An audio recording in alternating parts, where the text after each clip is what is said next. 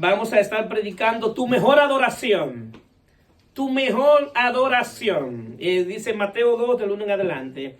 Dice, cuando Jesús nació en Belén de Judea, el día del rey Herodes, vinieron del oriente a Jerusalén unos magos, diciendo, ¿dónde está el rey de los judíos que ha nacido? Porque su estrella hemos visto en el oriente y hemos venido a adorarle. Oyendo esto, el rey Herodes se turbó y toda Jerusalén con él. Y convocando todos los principales sacerdotes y los escribas del pueblo, le preguntó dónde había de nacer el Cristo. Ellos le dijeron, en Belén de Judea, porque así está escrito por el profeta. Y tú, Belén, de tierra de Judá, ¿no eres la más pequeña entre los principales príncipes de Judá? Porque de ti saldrá un guiador que apacentará a mi pueblo Israel. Entonces Herodes, llamando en secreto a los magos, indagó de ellos diligentemente el tiempo de la aparición de la estrella. Y enviándolos a Belén, dijo, id allá y averiguar con diligencia acerca del niño. Y cuando le halléis, hacedmelo saber, para que yo también vaya y le adore. Ellos, habiendo ido al rey, se fueron, y aquí la estrella que había visto en el oriente iba delante de ellos, hasta que llegando se detuvo sobre donde estaba el niño. Y al ver la estrella se regocijaron con muy grande gozo. Y al entrar en la casa vieron al niño con su madre María, y postrándose le adoraron. Y abriendo su tesoro le ofrecieron presente, oro, incienso y mirra. Pero siendo avisado por revelación en sueño que no volviesen a Herodes, regresaron a su tierra por otro camino. Tu mejor adoración. Ese es el título de hoy. Tu mejor adoración. Cuando hablamos de adorar, estamos hablando de rendir honra, reverencia a un ser considerado divino. Es rendir culto a ese ser. En el Antiguo Testamento, la adoración estaba ligada a los sacrificios, estaba ligado a sacrificios, a obras, ritos y ceremonias. Ese era lo que se hacía en el Antiguo Testamento. Nos damos cuenta que todas las civilizaciones han adorado. Si hay algo que caracteriza a todas las civilizaciones que han adorado, y han adorado algo, han adorado las estrellas o la luna o el sol o las plantas o los árboles, pero han adorado algo. Pero nos preguntamos, ¿y por qué tienen que adorar? Porque nosotros fuimos diseñados para adorar, fuimos diseñados para la alabanza de la gloria de Dios. Y así lo dice Efesios 1, 5 y 6. En amor, habiéndonos predestinado para ser adoptados hijos suyos por medio de Jesucristo, según el efecto de su voluntad. 6. Para alabanza de la gloria de su gracia, con la cual nos hizo acepto en el amado. La alabanza es una forma de adoración. En sí, cuando tú alabas es engrandeciendo a alguien, dándole gloria y honra a alguien. Eso es alabar, pero es una forma de adoración. Muchas veces en la Biblia, alabanza y adoración van de la mano, se utilizan como sinónimos y están íntimamente ligadas.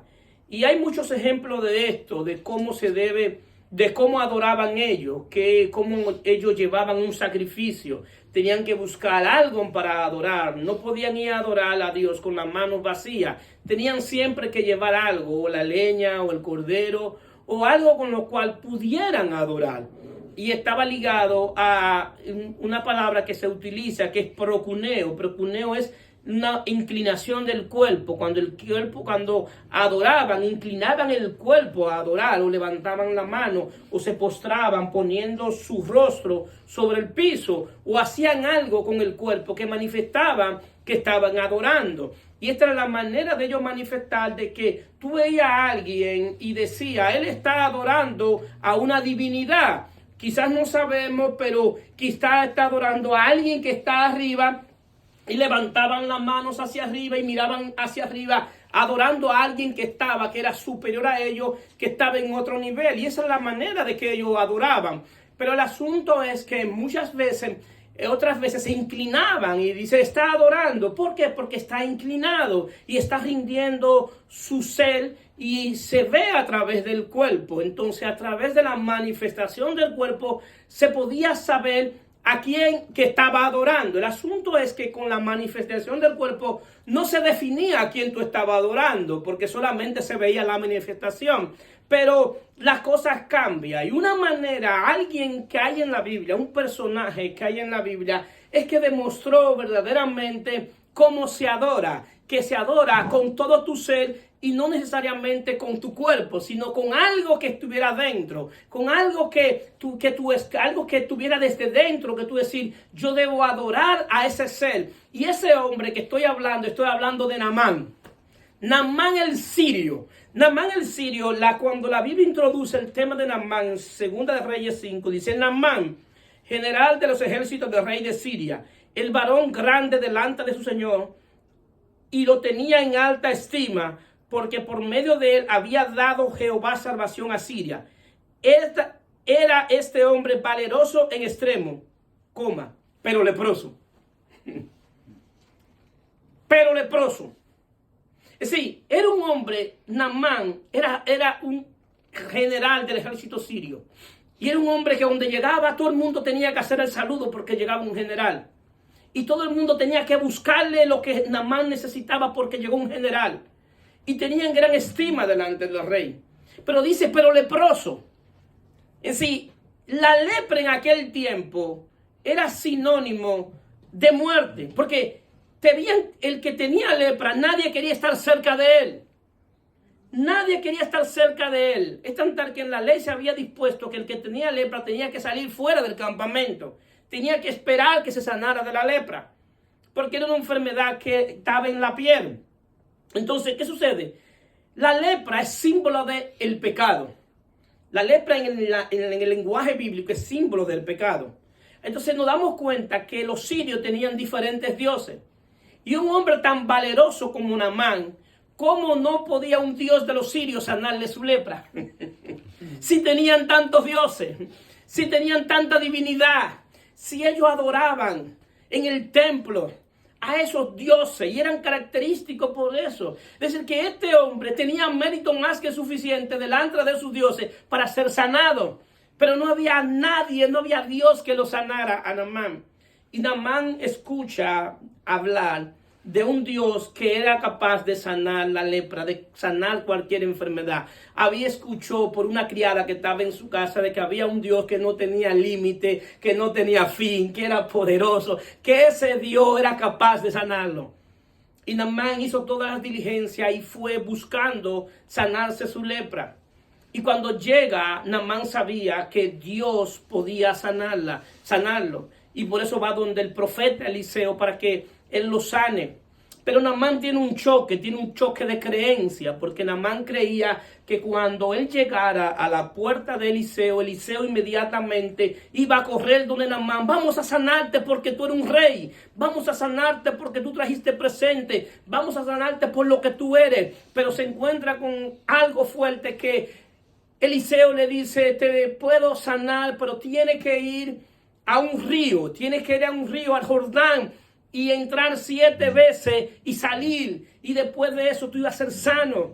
Pero Naamán se molesta porque él entendía de que la forma en que Dios iba a obrar era la forma en como él tenía la cosmovisión y el conocimiento de Dios. Entonces nosotros tenemos un grande problema en el conocimiento de Dios, que creemos que Dios va a hacer la cosa a la manera de nosotros, pero yo me he dado cuenta que Dios tiene su propio estilo y tiene su propia forma. ¿Cuánto dicen amén? Amén.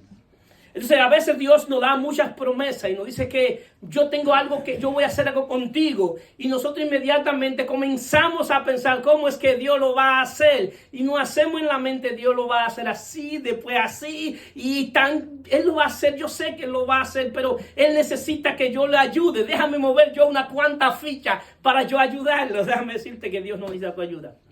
Cuando Dios te dio la promesa, ya tenía el plan cómo lo iba a hacer.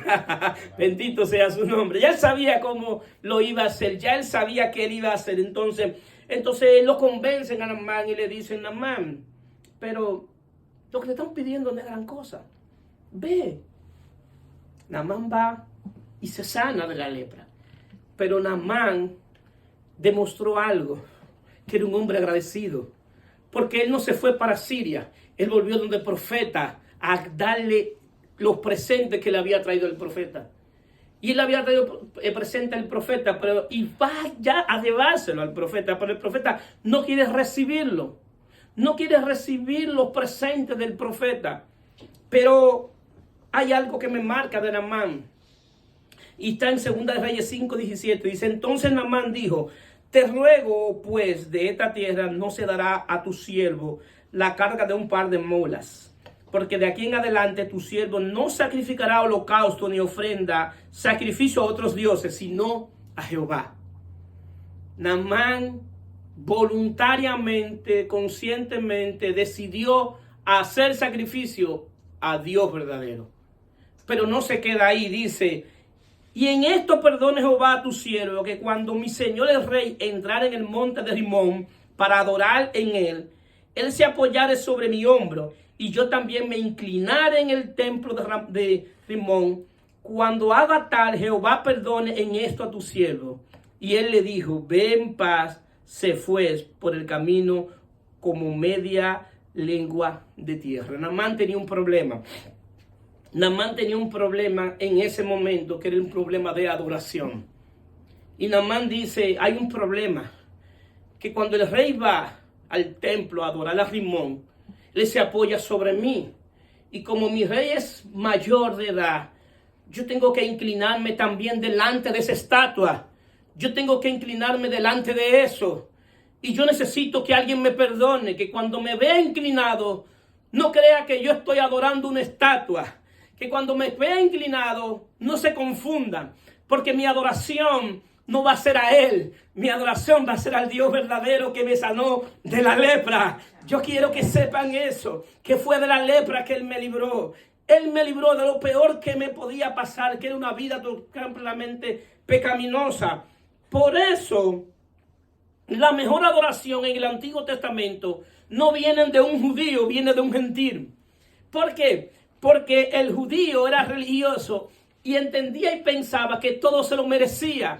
Pensaba que se merecía el favor de Dios. Pero Naamán entendió que él no necesitaba, que él no se merecía el favor de Dios. Que Dios lo bendijo, lo sanó por pura gracia. Fue la gracia de Dios que se manifestó. Porque delante de Dios Naamán no tenía mérito. Él quizás tenía mérito delante del ejército sirio. Pero delante de Dios no hay nadie que tenga mérito para alcanzar su gracia y su favor. Él lo hace porque la gracia de Dios es una manifestación de su propio amor. Él lo hace porque se complace en bendecir a los hombres, aún siendo pecadores.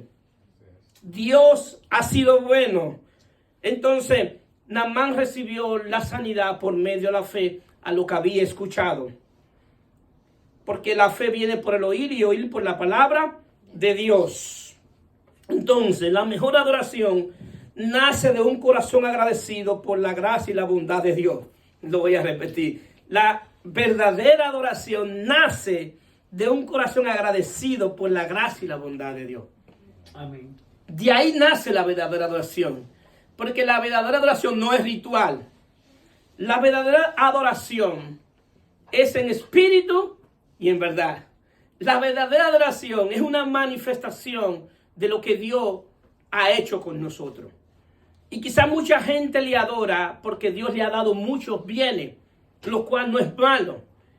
Pero cuando nosotros entendemos verdaderamente lo que Dios ha hecho con nosotros, dónde estábamos antes y dónde estábamos hoy, es para adorarle continuamente. Es para adorarle 24/7. Es para no dejar de bendecir y exaltar tu santo y bendito nombre. Entonces, ¿qué pasa? La gente tiene un mal concepto, un poco entendimiento de lo que es la adoración. Y una de las cosas que provocó la caída fue que distorsionó la adoración. ¿Por qué? Porque entonces la adoración nace desde el alma. Y nace desde el alma que está corrompida, que está muerta en delitos y pecados. ¿Qué hace eso? Que el alma adore con velos de ignorancia, que no sabe quién es Dios, no conoce a Dios, ni lo entienden, y aún así la adora. Así adoran cosas que no entienden y no saben. Y la mejor radiografía de lo que estoy diciendo lo habla Isaías 44, 9 y 20. Lo pueden anotar por ahí, léenlo tranquilo en su casa. Una radiografía de la clase de hombre, cómo adora el hombre que no conoce a Dios y no sabe quién es Dios. Isaías dice que este hombre va al bosque, corta un árbol y lo lleva para su casa. Del árbol hace leña y se calienta con el fuego que produce el árbol. Y de la parte que le resta del árbol hace una estatua, comienza a tallarlo, comienza a darle diseño, comienza a hacer muchas cosas con esta que le quedó de lo que él buscó para la leña. Y entonces le da forma y le pone una forma hermosa. A veces le pone forma de hombre hermoso. Y después que crea esa estatua o eso, él mismo que crea, él mismo va. Después que lo que él creó, que él contó, que le sobró del fuego, él va, se inclina y dice, este es mi Dios. De lo que él creó, él dice, este es mi Dios. Y este Dios me va a salvar. Mi vida está en manos de este Dios. Pero ese Dios lo fabricaste tú. Ese Dios lo buscaste tú en el monte, en el bosque. ¿Cómo es que eso te va a proteger si eres tú que lo estás creando? Porque así mismo es el hombre que no tiene entendimiento. Que no tiene entendimiento. Entonces, cuando Jesús nace, no solo nace para morir en la cruz. Lo voy a repetir. Jesús no solo nace para morir en la cruz. Jesús nace para restaurar la verdadera adoración. Jesús nace para que la verdadera adoración sea restaurada, para que la verdadera adoración sea como Dios ha dispuesto. Y por eso Jesús, cuando llega a un lugar a hablar con una mujer que tenía necesidad de adorar, era una mujer que adoraba en el monte Sinerín. Y esta monte era la mujer samaritana. Y ella iba y adoraba los sábados. Pero domingo a viernes vivía una vida completamente en desorden. Y ella adoraba fielmente. Y cuando se topa con Jesús, aunque ella era pecadora, ella tenía una necesidad legítima y un deseo legítimo, que era conocer al Cristo. Ella estaba esperando al Cristo. Porque en la conversación, cuando Jesús le abre, ella le pregunta y le dice, cuando venga el Cristo, ¿nos va a enseñar todas estas cosas? Porque ella estaba esperando al Cristo, porque ella sabía que el único que podía enseñarla era el Cristo. Que no había nadie que pudiera enseñarla cómo adorar a Dios. Y eso es lo que intenta la religión, enseñarte cómo adorar a Dios. Y te enseñan que debe adorar a Dios, ponte esto, quítate esto, a esto, ven aquí, póntete aquí. Guarda tal día, tiene que hacer esto, tiene que honrar esto, y así tú le estás adorando a Dios. Pero Jesús dijo, vendrá el día y la hora que los verdaderos adoradores adorarán al Padre en espíritu y en verdad. Y Jesús dice así, Juan 4:27, mas la hora viene y ahora es cuando los verdaderos adoradores adorarán al Padre en espíritu y en verdad. Pero ¿por qué tiene que ser en espíritu y en verdad? Porque también el Padre tales adoradoras busque que le adoren. Dios es espíritu y lo que le adora en espíritu y en verdad es necesario que le adoren. Nadie puede adorar a Dios de manera física. La adoración a Dios de manera espiritual, porque Dios es espíritu. Y tiene que ser desde mi espíritu. La verdadera adoración no nace desde el alma. La verdadera adoración nace en el espíritu. Y el alma adora como una respuesta a lo que ya pasó en su espíritu. ¿Cuántos están aquí? Amén. Cuando el alma sabe que ha sido perdonada de todo su pecado, no hay otro camino que adorar a quien lo perdonó. No hay otro camino de adorar a aquel que fue a ocupar su lugar. La adoración en el nuevo pacto es una respuesta a lo que ya sucedió en la cruz. Es una señal de gratitud de que hemos sido perdonados de todos nuestros pecados. Es decir, que la adoración del alma es una respuesta de un corazón agradecido por su bendita y maravillosa gracia. Amén. Entonces, ¿qué sucede? Los reyes magos fueron a adorar al niño y fueron a adorar al rey de los judíos. Iban a adorar a aquel que lo iba a salvar del imperio romano. Ellos no fueron a adorar específicamente a plenitud lo que simbolizaba este niño. Ellos no fueron a adorar verdaderamente ellos, como fueron a adorar solamente al niño, no estaban adorando lo que estaba dentro del niño. Porque Jesús se veía como un simple niño, ¿verdad? Un humano cualquiera. Pero ahí no estaba un humano cualquiera. Ahí estaba entrando al mundo el Dios Todopoderoso. El Dios que creó el cielo y la tierra. El Dios que dijo, sea la luz y fue la luz. El Dios que separó los mares y la tierra. El Dios que creó todo. Dice la palabra que todo fue creado por Él y para Él. El único y verdadero sabio Dios estaba entrando al mundo. En un mundo que estaba envueltos en tiniebla. La luz estaba naciendo. Entonces Herodes se turba. Pero Herodes se turba no por lo que venía a ser Jesús en la cruz, sino porque él sabía que había nacido un Salvador para Israel, pero Herodes entendía que el que venía a salvar era del gobierno de los romanos. Y él dice, viene un rey para los judíos. Y como yo soy el gobernante en este lugar de parte de los romanos, entonces mi gobierno se va.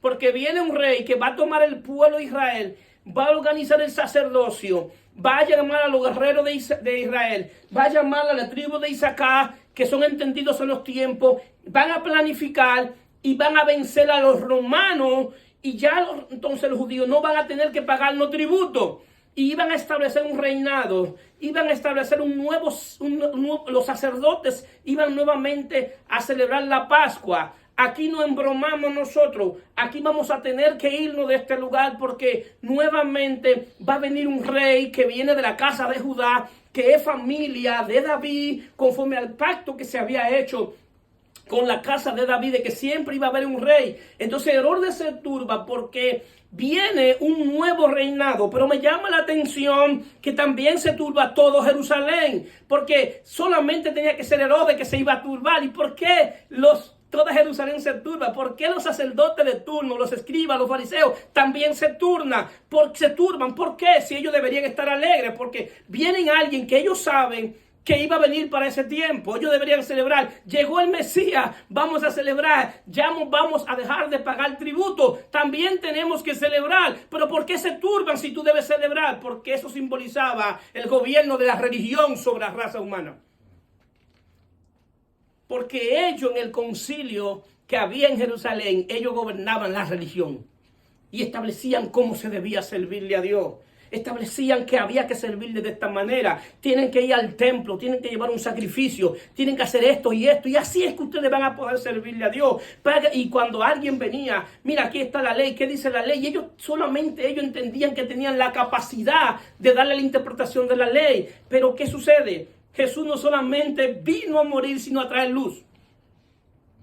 Porque más que lo que estaban viendo físicamente, aquí había lo que se llama trascendencia espiritual. ¿Qué es la trascendencia espiritual? Que a través de algo físico nosotros podemos ver algo espiritual que estaba sucediendo. Porque aunque lo que ellos estaban viendo era de manera física, lo que estaba trascendiendo era algo espiritual. Era algo que se había profetizado en Isaías 9, del 1 al 7. Isaías había profetizado sobre la encarnación de nuestro Señor y Salvador Jesucristo.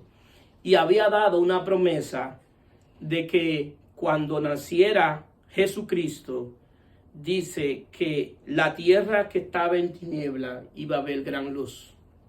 Estaba diciendo que el corazón de los hombres que estaba en tiniebla, cuando naciera Jesucristo, iba a haber luz. Amén, digan amén. Amén. Él estaba anunciando que el hombre ya más no iba a andar en tiniebla, porque la luz del mundo había entrado triunfalmente. Había entrado a través del vientre de una mujer.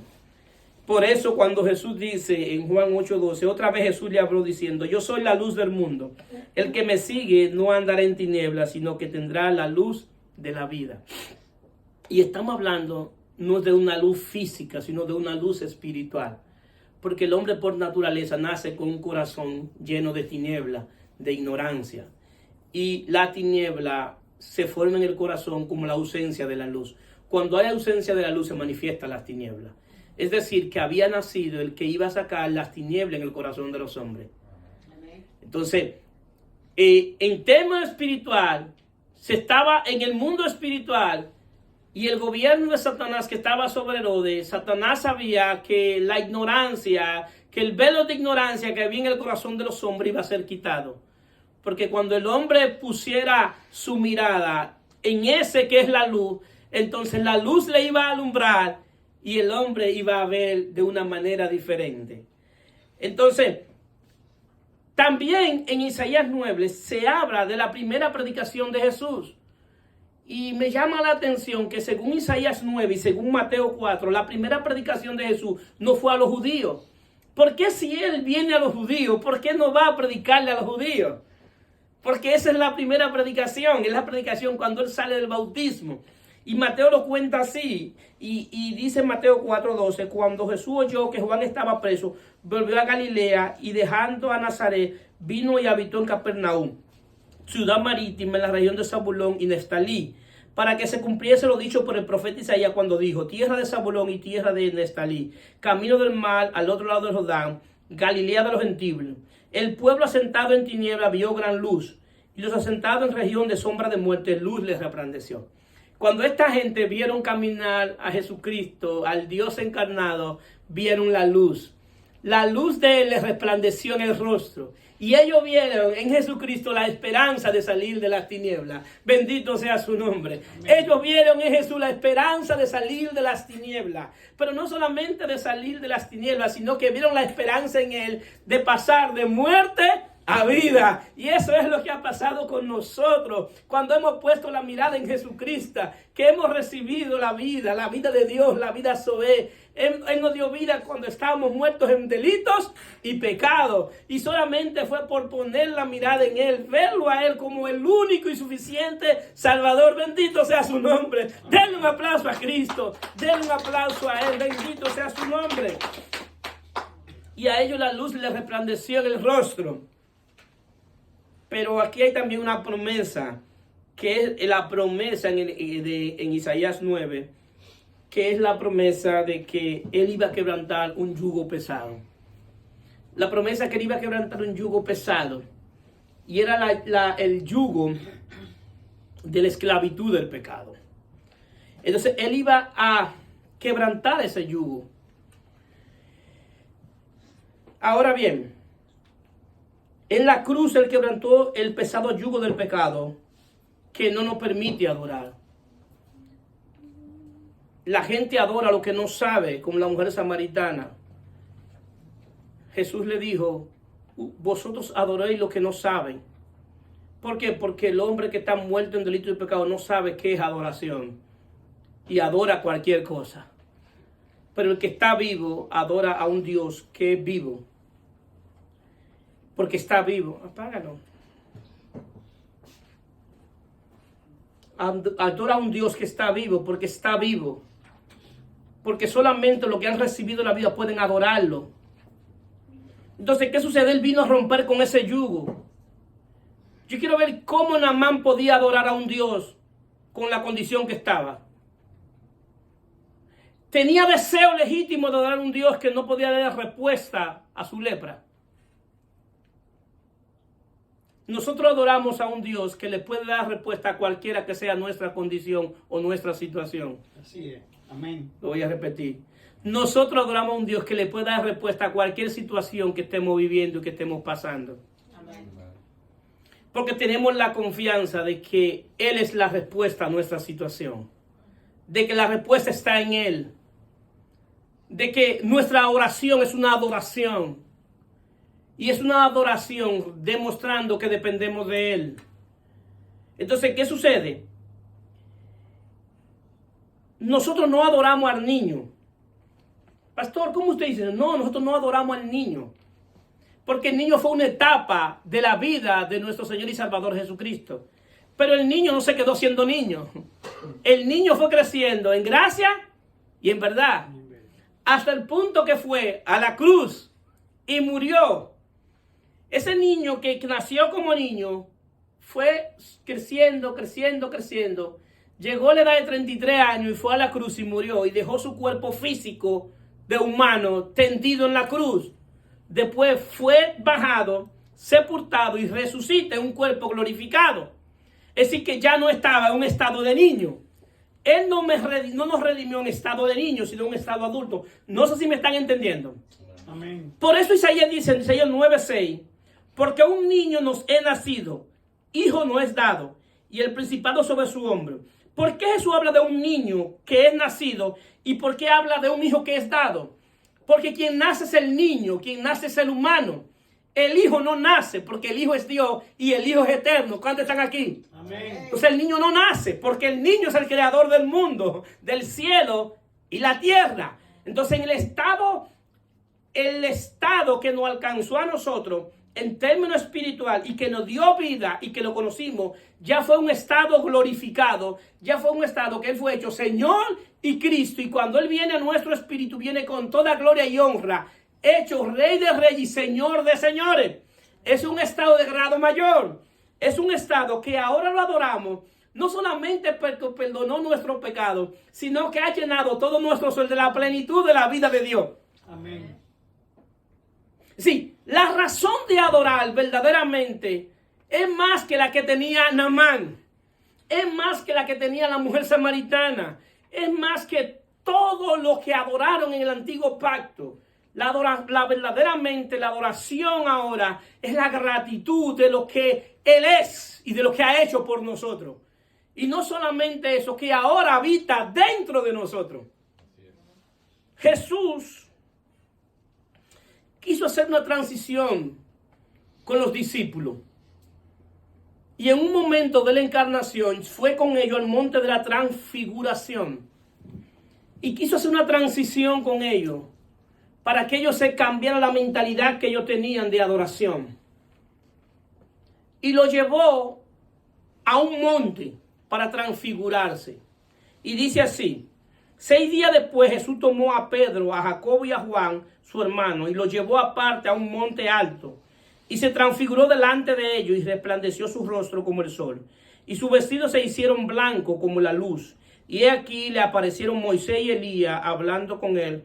Entonces Pedro dijo a Jesús: Señor, bueno es para nosotros que estemos aquí. Si quieres, hagamos aquí 3 enramadas para ti, otra para Moisés y otra para Elías. Mientras él aún hablaba, una nube de luz lo cubrió y he aquí una voz desde la nube que decía: Este es mi Hijo amado en quien tengo complacencia, a él oí. Al oír esto, los discípulos se postraron sobre su rostro y tuvieron gran temor. Entonces Jesús se acercó y le tocó y dijo: Levantaos y no temáis. Jesús lo llevó al monte. ¿Por qué Jesús lo llevó al monte? Porque Jesús quería que ellos cambiaran la cosmovisión de ver a Dios. Dios lo había enseñado a ellos a buscarlo en el monte. Y cada vez que ellos tenían una situación, iban para el monte. Porque la primera vez que Dios se les revela a ellos como pueblo, por medio de Moisés, se les revela en el monte. Y ellos sabían que Dios estaba en el monte.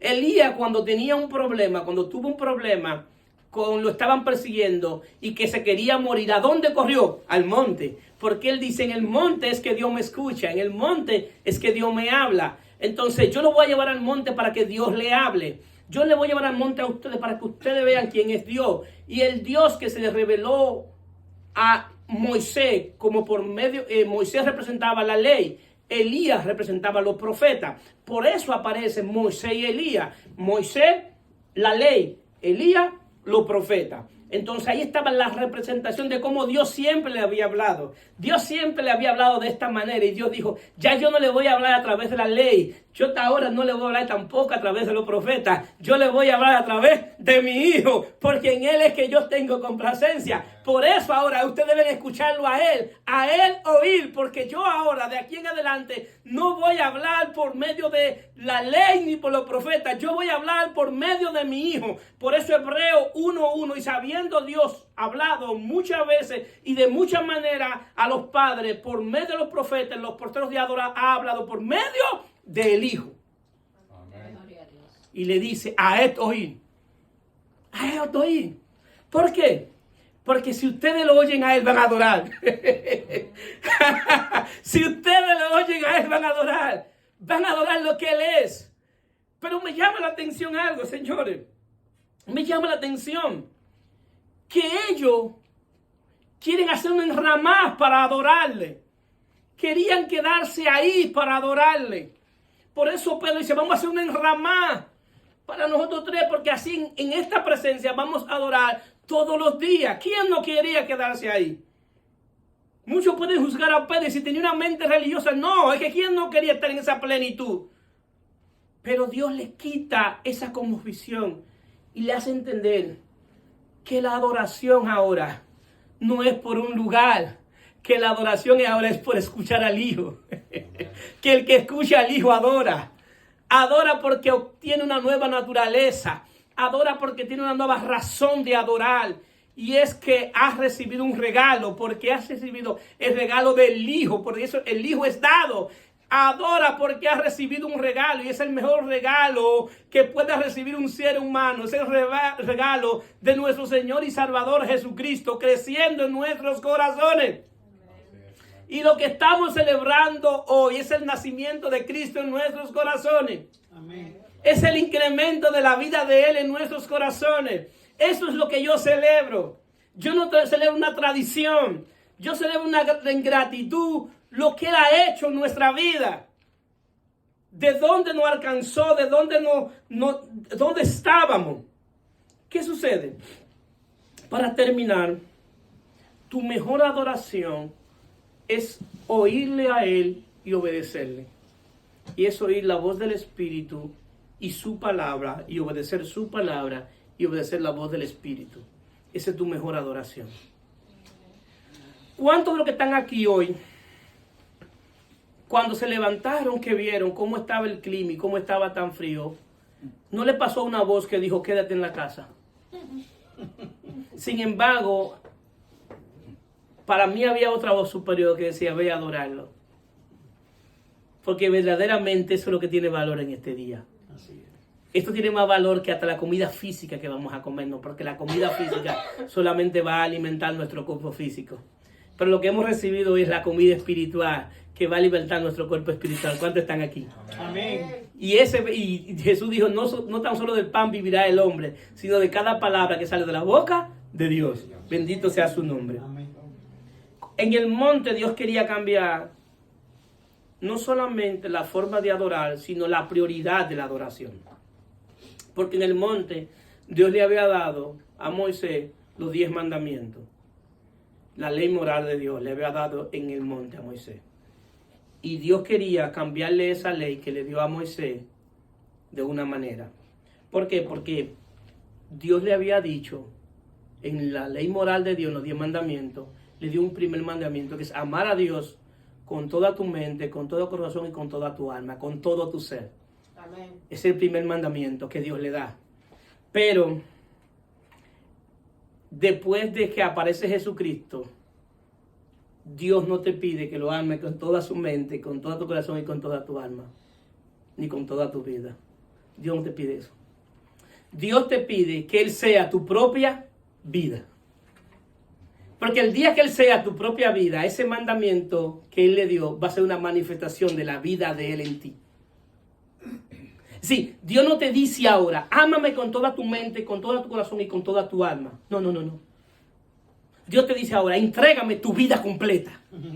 Entrégamela completa, porque si tú me la entregas completa, tú me vas a amar. Porque lo que Dios quiere ahora a través de su Hijo es vivir que nosotros vivamos nuestra vida a través de Él. Que Cristo viva su vida a través de nosotros. Porque la única manera que vamos a amar a Dios con toda tu alma, con todo tu corazón y toda tu mente, es si el Hijo enseña a amar al Padre. Porque nadie conoce al Padre sino el Hijo. Y el único que puede enseñar a cómo obedecer al Padre es el Hijo. El único que puede enseñar cómo amar a Dios es el Hijo.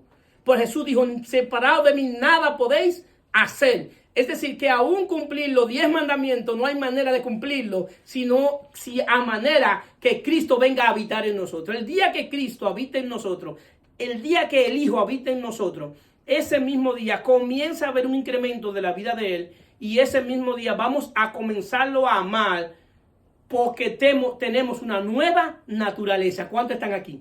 Amén. Es decir, que el mandamiento no va a ser un mandamiento, sino una manifestación de la vida de Él en nosotros. Sí. No vamos a tener que decirle levanten la mano para adorar. No vamos a tener que decirle corran. No vamos a tener que decirle aquí está la presencia de Dios. Griten, alaben, glorifiquen. No hay que decirle eso a quien conoce quién es el Dios que le sirve. Así es. El que conoce al Dios que le sirve no hay que mandarlo a adorar. Adora porque tiene una nueva naturaleza. Y tu mejor adoración es que Él viva su vida a través de nosotros. Esa es la mejor adoración. Porque en esa adoración Él va a transformar todo nuestro ser. Y nosotros vamos a adorar como Jesús dijo. Que en espíritu y en verdad. Es decir, que es una manifestación sobrenatural de la cual nosotros no tenemos control. Es una manifestación que quizás tú llegas aquí un día y tienes situaciones y entiendes que no tienes motivo para adorar. Y cuando tú comienzas a escuchar la alabanza y la glorificación al que es digno de alabanza y adoración, tú inmediatamente comienzas a adorar y no sabes por qué está adorando. Es porque tu cuerpo espiritual se ha conectado con lo que ha sucedido en la cruz y lo que está sucediendo en ti. Y automáticamente tú comienzas a adorar y no hay que mandarte a adorar. Es una respuesta en gratitud a lo que Él ha hecho. Bendito sea su nombre. Se pueden poner de pie. Amén.